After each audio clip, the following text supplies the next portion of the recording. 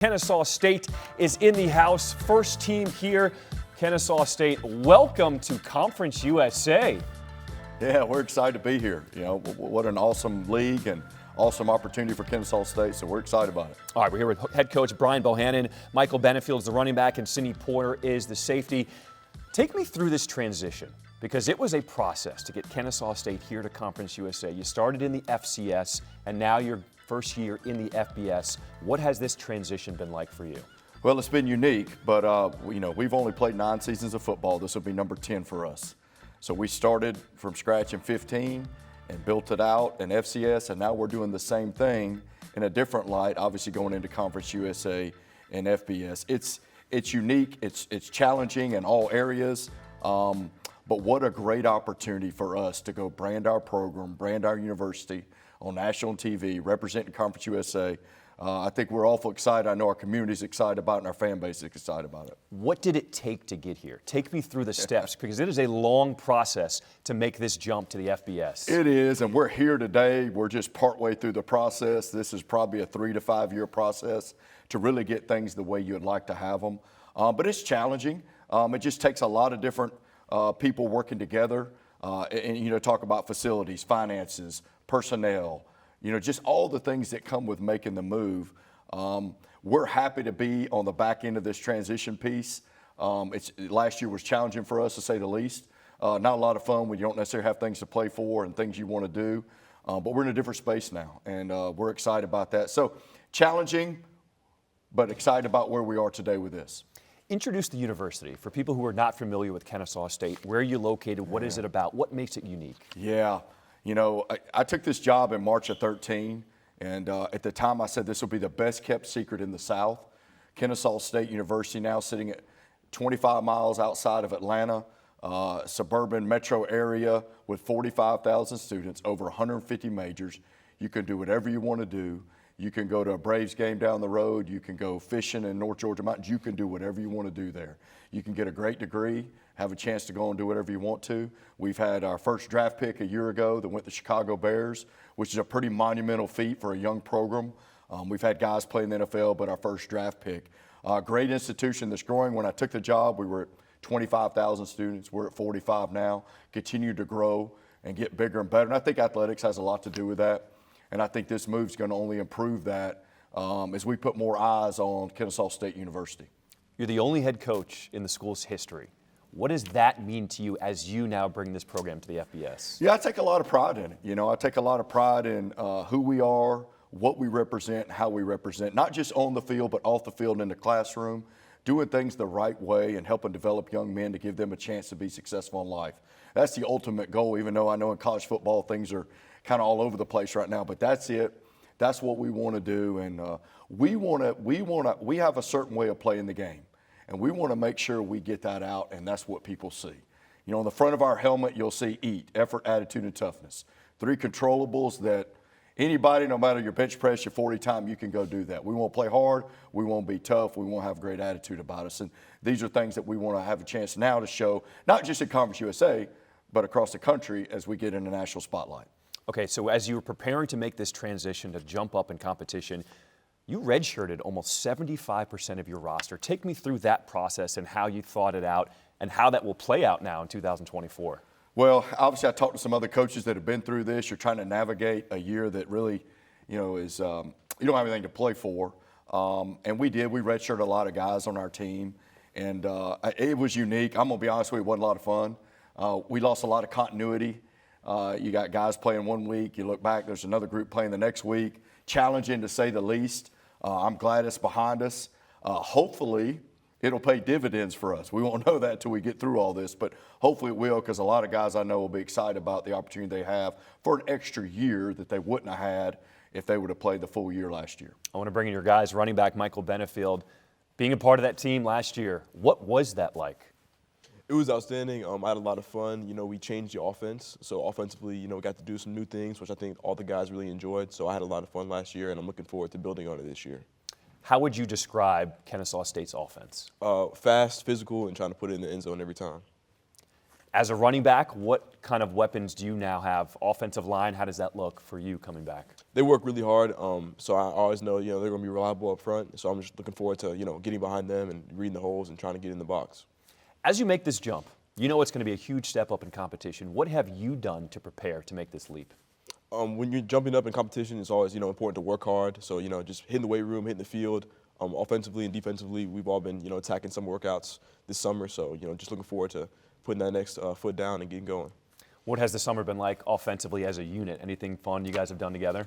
Absolutely, yeah. We've gone to the pool. We've had a couple cookouts, especially with the defense too. So a lot of team bonding. I think the guys are really close this year. So I'm really excited to see how that translates to the field. Nice. All right, I think we have a play of yours from last season. It was a touchdown run. I want to see if we can cue up the highlight for Michael Benefield, the running back. All right, here we go. Here's a highlight. You hit that hole hard and you are gone. Take me through from back from the snap, what you're seeing on this play and what you're looking for as a running back.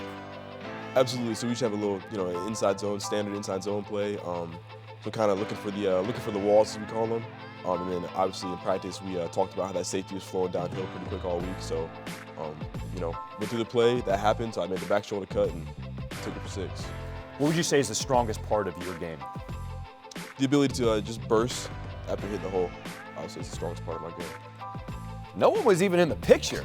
You got through that hole and you were gone. I mean, what are you thinking now as you're taking off? Absolutely. Starting off, our offensive line at Kennesaw State works extremely hard. So they, made it look kind of easy for me actually. So, once they did their work, I had to, hold up mine to the deal and do mine, and that's what happened. On the offensive side of the ball, what are the weapons? Who are some other guys you want to shout out and show some love to heading into the season? All types of guys. DB, Gabe, Tykeem. We have a bunch of hardworking guys, and obviously I want to shout out the entire offensive line because I think they're the hardest working unit in the country. So our offensive line, they get after it, and I just want to shout those guys out. As a running back, smart man. Give him some lines, give him some love to the guys up front. All right, Sidney Porter, safety on the other side of the ball defensively. What was last year like for you? It was pretty tough. Like Coach Bo said, we had a couple of our guys, key players that redshirted, so it was very challenging. But we found a way to finish the season. Now we're looking forward to the season where we're at now. Kennesaw State, what does that mean to you to be a player and suit up and be part of the program that's transitioning to the FBS? If you look back on the history, they know how to win. Coach Bo know how to win. Defense plays physical, the offense explosive, they want to score. So you can definitely look forward to that this season.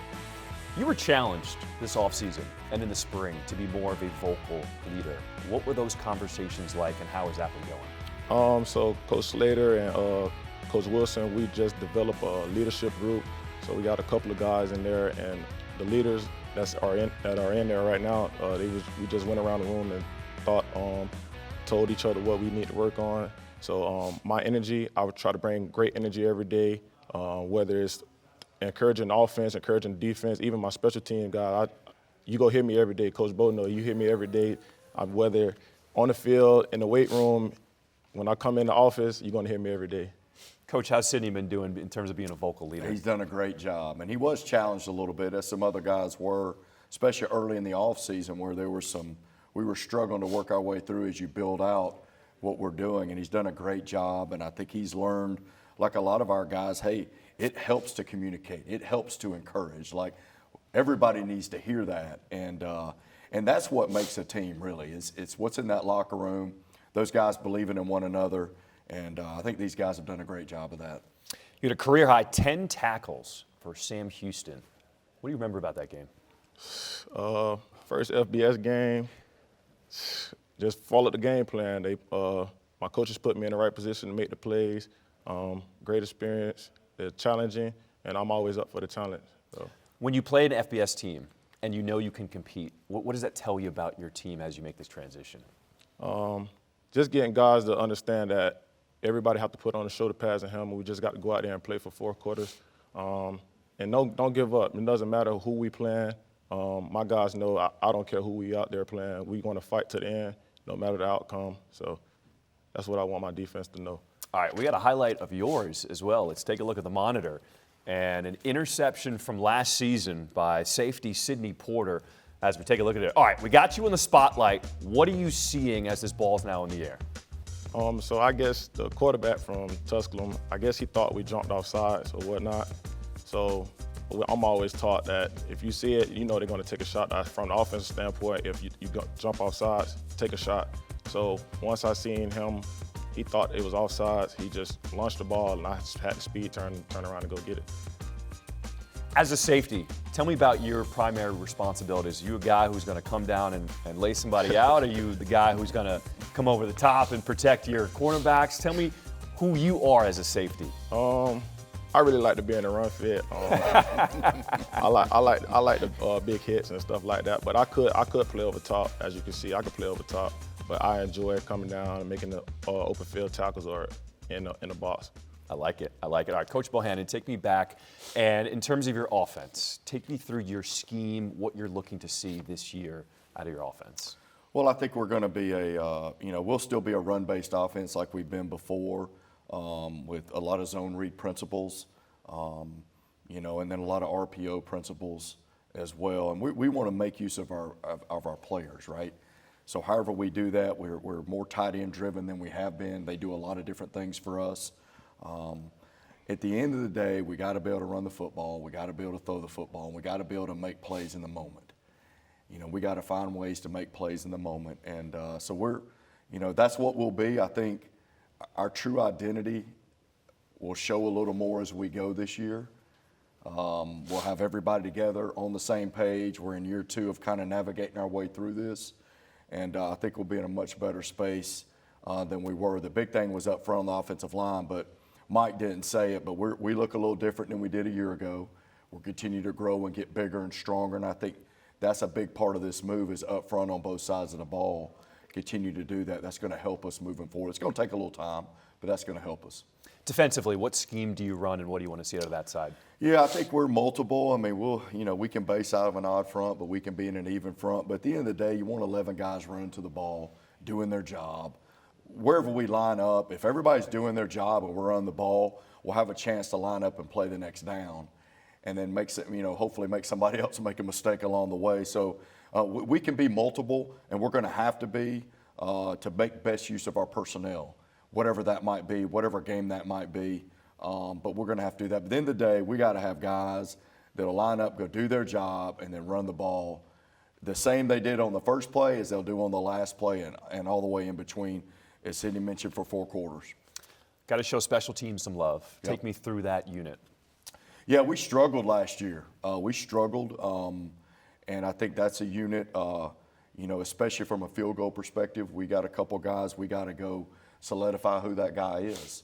And I think from a punting standpoint, we're going to be fine. We got some guys that can go do that. Obviously, we don't want to punt unless we have to, but we're going to have to some. And then the kickoff game as well. But the big thing is the field goal piece that we struggled at a little bit last year. We got to go solidify that. All right, ready to talk about your schedule? Yeah, let's do it. All right, we're going to put the schedule up on the monitor, and we're going to go through what the inaugural schedule will look like for Kennesaw State here in Conference USA. Walk me through it. Yeah, we open up at UTSA, who's I think they're 32-9 in the last 3 years. They're a really, really good football team. Be a really good environment as we go to the Alamo Dome and play to open up. We've played FBS games, but we've never been an FBS team playing an FBS game. So I think that's going to be a challenge, but a great way to get this thing going. And then we come home and play Louisiana for the first ever FBS home game in the history of our program. So that's going to be a big night, big game. These teams all played in bowl games last year. All teams are we're not going to go down, they're all good, right?